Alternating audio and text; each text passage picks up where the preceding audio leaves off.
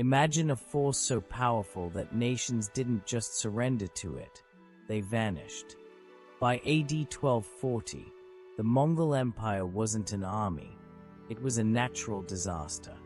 They had erased cities from the map and turned entire kingdoms into blackened scars. But history has a way of hiding its most brutal secrets in the shadows of the mountains. In a narrow, nameless gorge, 10,000 of the world's most feared riders ran headfirst into a wall they couldn't break. 100 men, Viking exiles with nothing left to lose, were about to teach the great Khan's generals a lesson in geometry and butchery. This wasn't a battle. It was a 100-to-1 execution. Stay with us till the end for valuable insights. Like, subscribe, and share to support the channel. The year was AD 1240, and the world was screaming. The Mongol Golden Horde had become a shadow that stretched from the Pacific to the gates of Europe. Their doctrine was simple: speed is life, and space is a weapon.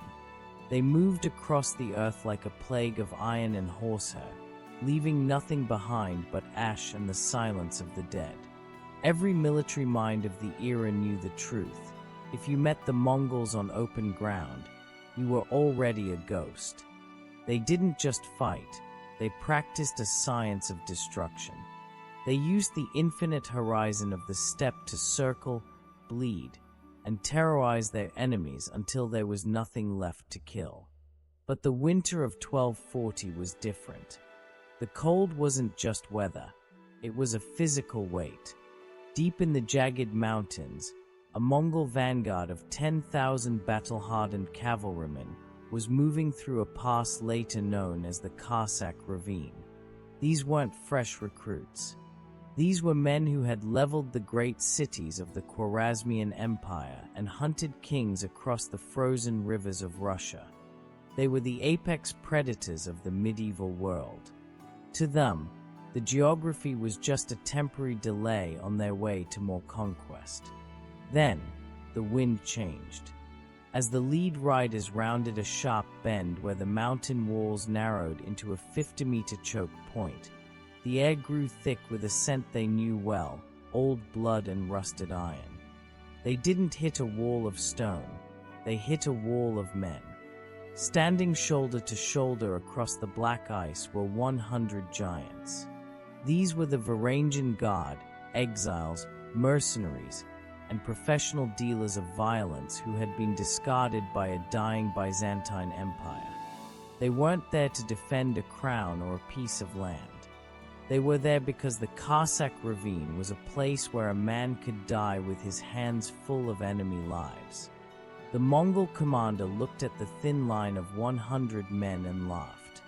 To a man who commands 10,000, 100 is a rounding error.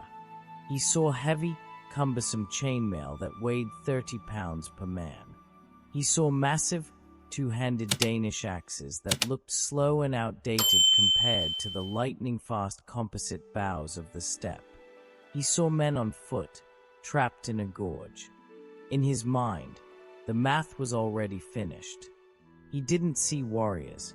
He saw a minor obstruction that his war horses would grind into the dirt in seconds. He raised his signal flag. The drums began to hammer, and 10,000 hearts began to beat with the rhythm of a coming slaughter. Arrogance is a quiet killer, and as the Mongol vanguard kicked their horses into a gallop, they had no idea they were riding into a geological meat grinder. The Mongol war machine was a creature of momentum. As the commander's signal flag dropped, the vanguard erupted. Hundreds of horses, bred for the endurance of the steppe, hammered their hooves into the floor of the Karsak Ravine. The sound was not a gallop, it was an avalanche. The narrow rock walls caught the noise, bouncing the thunder of 300 charging riders back and forth until the air itself seemed to vibrate with the coming impact. This was the Mongol signature, the psychological weight of a cavalry charge that broke the enemy's spirit before the first arrow was even knocked. Standing in the center of the Varangian line, Haldor the Iron-Born watched the storm approach. He did not blink. He was not looking at the riders' faces. He was looking at their horses' feet. The Karsak Ravine was a geological trap, and the floor was a solid sheet of black ice, slick as oil and hard as stone. Haldor knew a secret the Mongols had forgotten in their haste.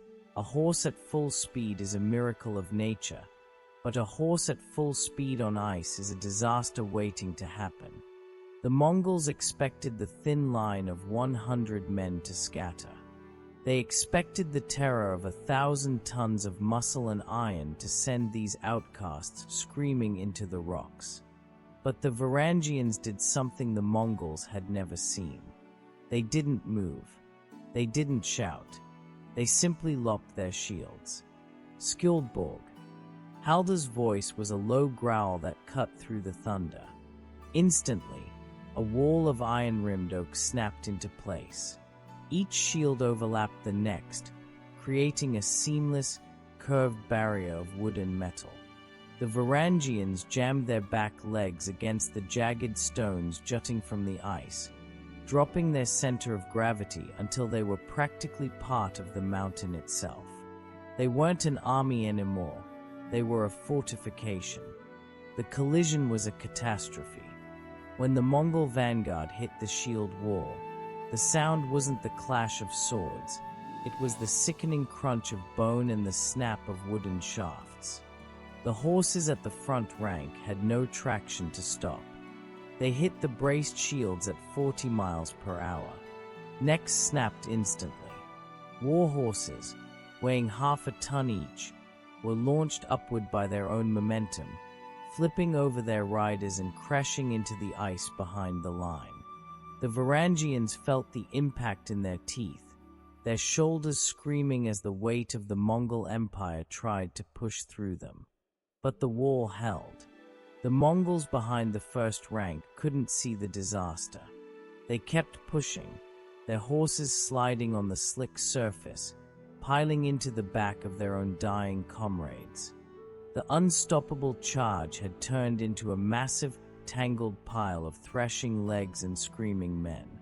This was the exact moment Haldor had waited for. The Mongols were no longer riders, they were targets. Axes up. The shield wall didn't just open, it breathed. The Varangians stepped forward, and for the first time, the Mongols saw the Danish axes in the light. These were not weapons of finesse. They were industrial tools designed for maximum destruction per square inch. As the first arcs of heavy steel swung downward, the air in the ravine was filled with a new sound, the rhythmic, mechanical thud of iron caving in Mongol helmets like they were made of dry parchment.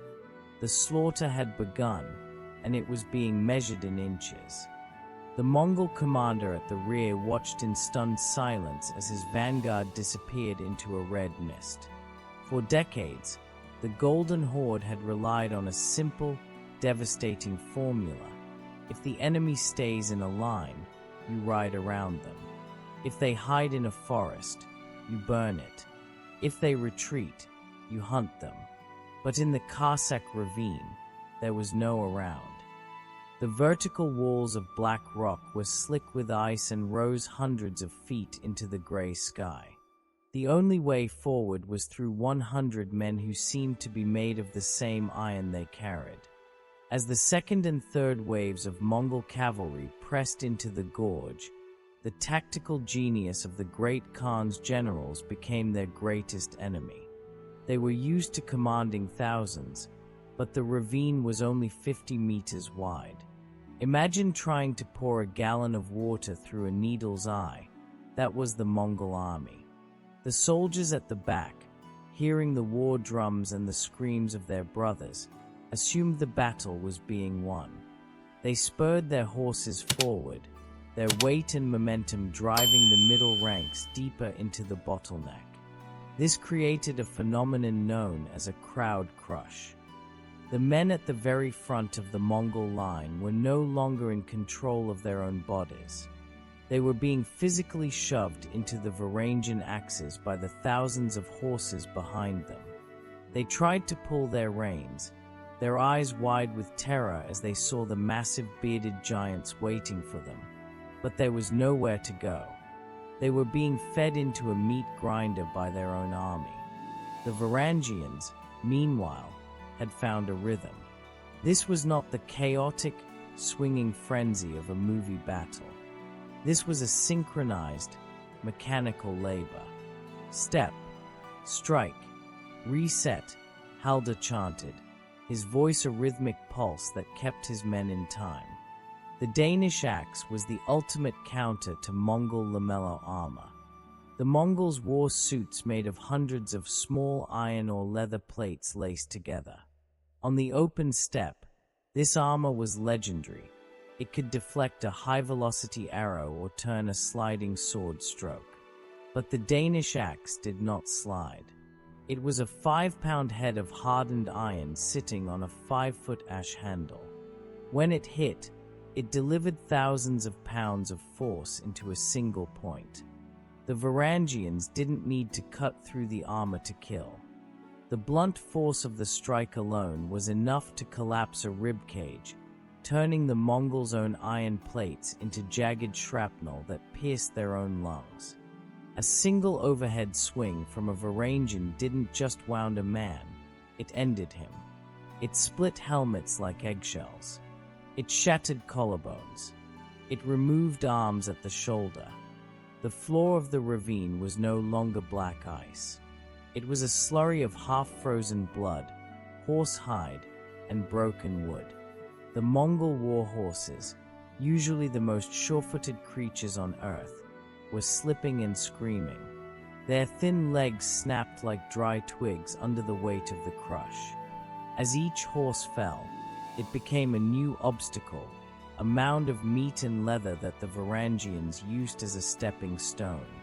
Haldor stood atop a pile of 3 dead horses, his boots locked into the ice with the iron spikes his men had hammered into their soles before the sun rose.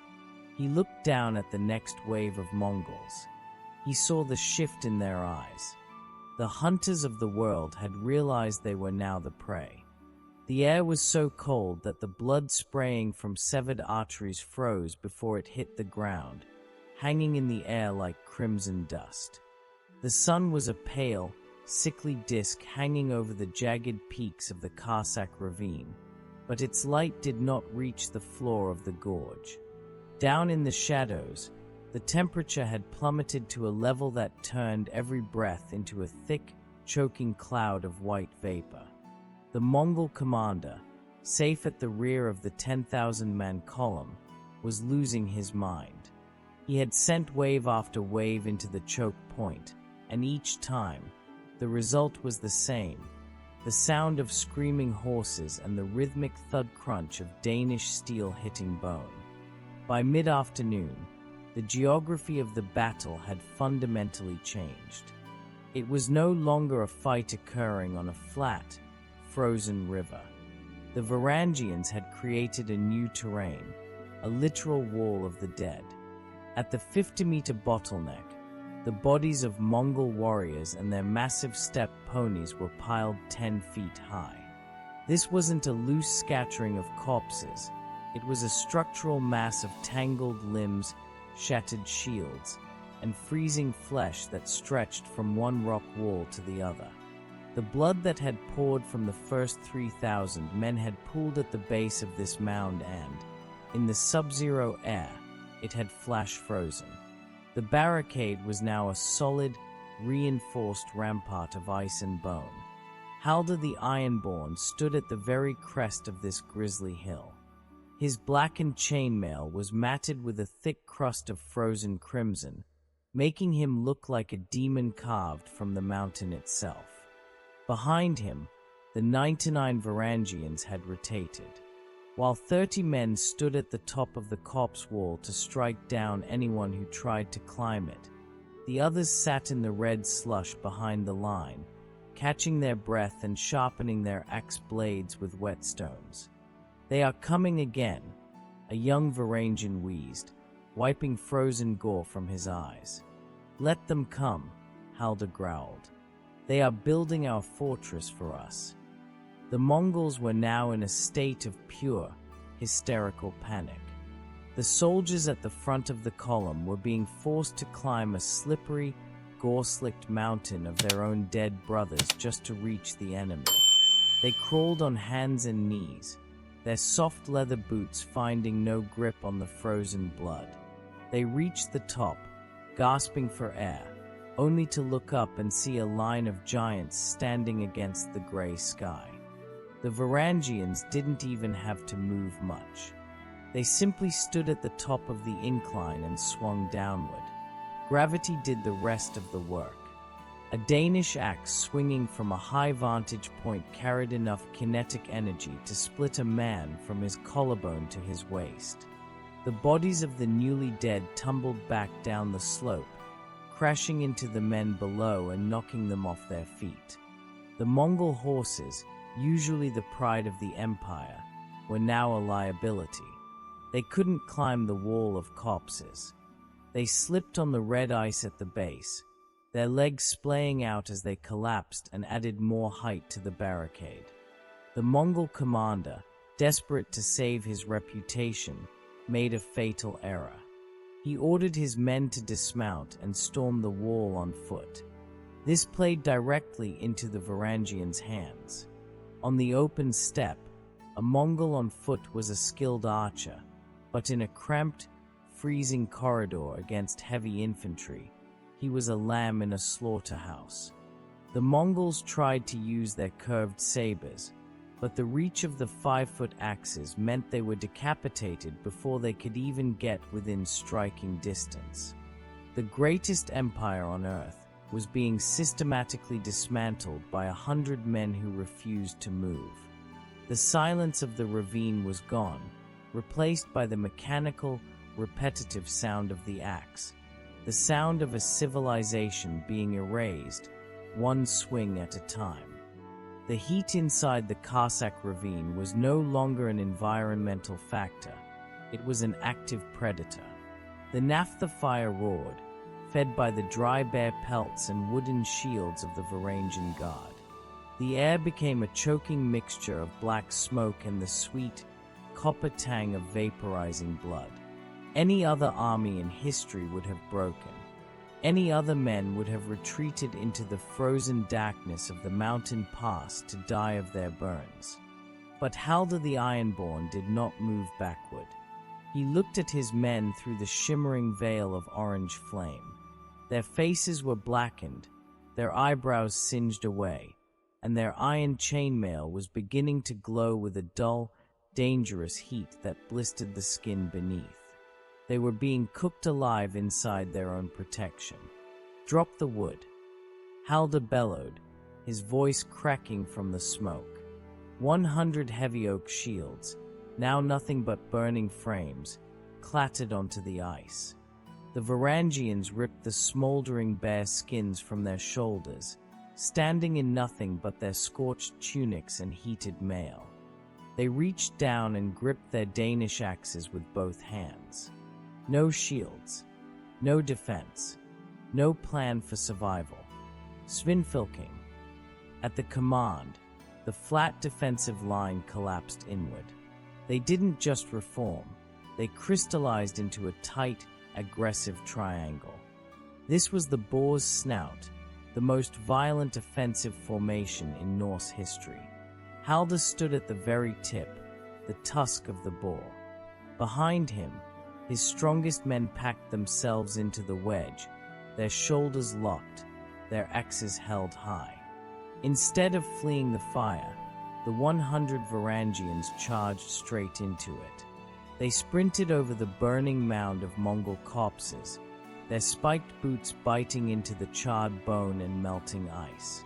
They leaped through the wall of naphtha flame, looking like demons birthed from the fire itself. When they landed on the Mongol side of the barricade, the freezing air hit their glowing chainmail, causing a violent hiss of steam to erupt from their bodies. To the Mongol soldiers watching, it looked as if these men were made of smoke and iron. The Mongol front line didn't just fail, it disintegrated. The psychological shock was total. They had seen these men survive the crush, the axes, the arrows of their own commander, and now a chemical furnace. The Varangian wedge hit the Mongol mass like a diamond-tipped drill hitting soft clay. Haldor's first swing was a horizontal arc that cleared a 3-meter space. He wasn't just killing, he was clearing a path. The wedge drove deep into the center of the Mongol column. Because the ravine was so narrow, the Mongols couldn't surround them. They could only face the tip of the wedge, and at the tip was a machine of rhythmic, mechanical butchery. The spiked boots were the final, hidden decider. The Mongols, wearing smooth leather, were sliding in the fresh blood and melting slush. They couldn't brace themselves to meet the impact. The Varangians, however, were anchored. Every step was a lock. They moved with the stability of the mountain itself while the Mongols flailed and fell.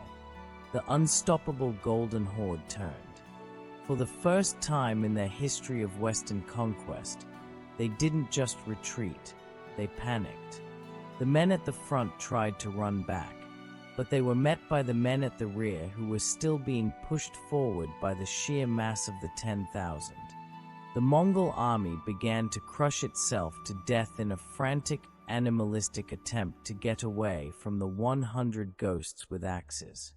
Haldor did not stop until the sun dipped behind the peaks and the ravine was plunged into a blue, frozen darkness.